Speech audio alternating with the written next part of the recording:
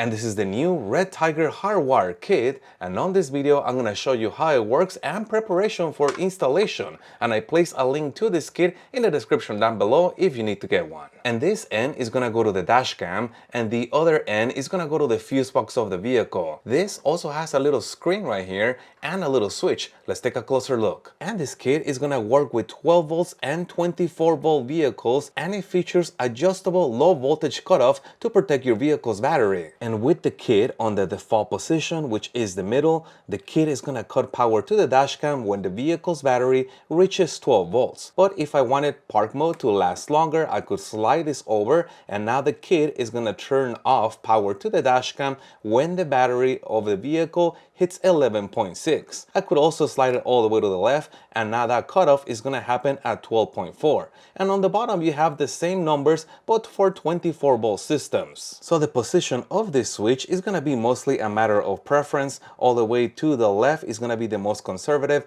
and easiest on your vehicle's battery.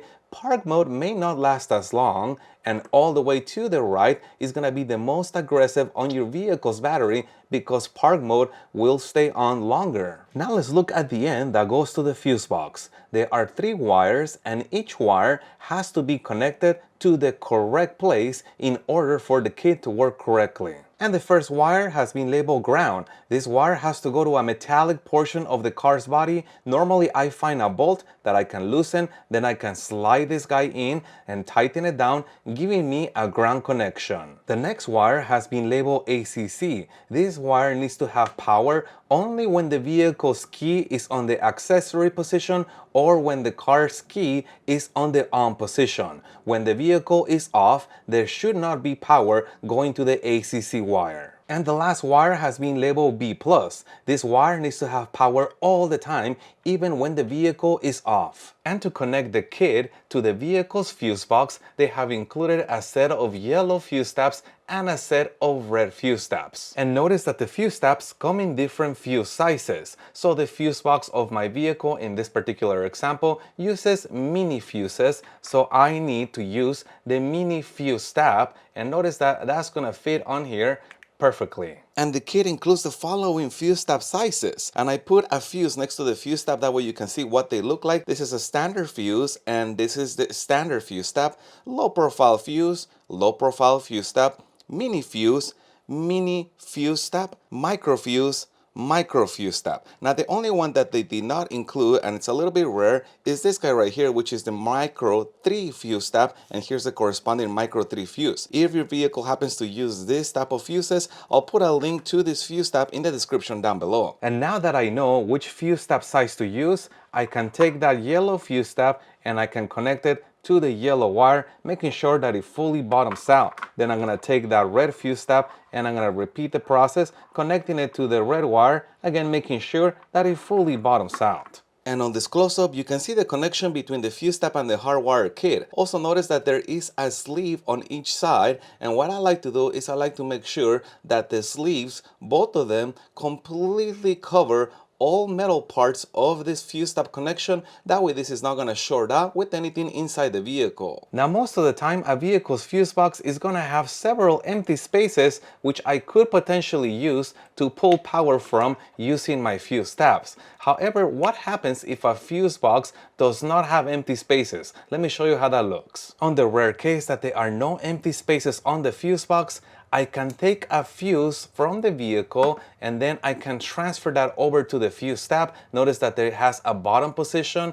and that's where that fuse is gonna go. I'm gonna press on here till it fully bottoms out. So the fuse for the hardwire kit is on the top, and the original fuse that I pulled from the vehicle is in the bottom. So as you can see, a fuse tab effectively allows me to run 2 fuses off a single fuse spot. Now it is important to know that fuse tabs are different than fuses in terms of orientation. A normal fuse can be installed in either orientation and it should work correctly. However, a fuse tab only has one correct orientation because of the way that they are made internally. Its orientation is going to be either in this direction or it's going to be in the opposite direction. And the only way to know the correct orientation is to physically probe the vehicle's fuse box, and I have made another video showing that process in detail. I'll put a link to that video in the description down below. Also notice that the vehicle's fuse box does not have any markings telling me where to connect BAT or ACC. The way that I find that is by physically probing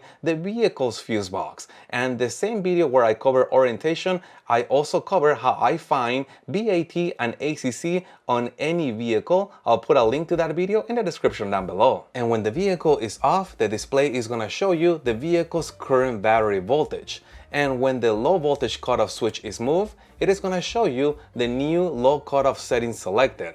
And what's interesting is when you turn on the vehicle, the display is going to show you ACC. And the REDTIGER instruction manual says that the screen can be used to locate both BAT and ACC. Now the way it would work is for BAT, the vehicle would be off, and then I would take the yellow end and find an empty spot on the fuse box that does not light up. Mind you, the vehicle is off.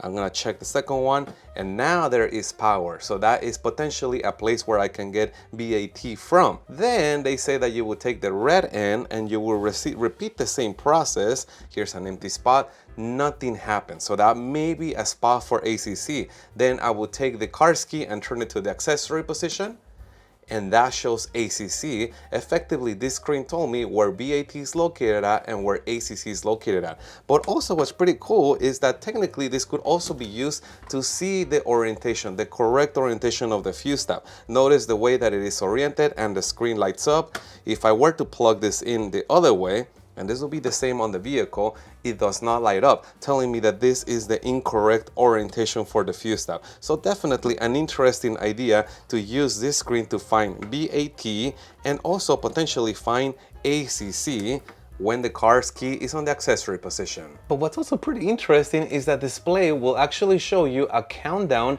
when it's about to begin that low voltage cutoff. In this case, I selected 12.4, the vehicle's battery is at 12.3, and it has begun a countdown to turn off power to the dash cam because it has reached the low voltage cutoff I selected. Most of the time the kit is hidden, so it's not gonna be visible to see this, but it's still pretty cool. So I like that they included fuse tabs with this kit. You'll be surprised at the number of hardwire kits that do not include fuse tabs. I also like the adjustable low voltage cutoff. The screen I could probably do without, but it is an interesting feature. So I'll put a link to this kit in the description down below if you need to get one. And if you guys have any other questions regarding this, please put that in the comments also. If you found any part of this video helpful, make sure you hit the like button to support the channel, and stay tuned as I have a lot more dashcam videos coming up. Thank you guys for watching, and as always, I'll see you on the next one.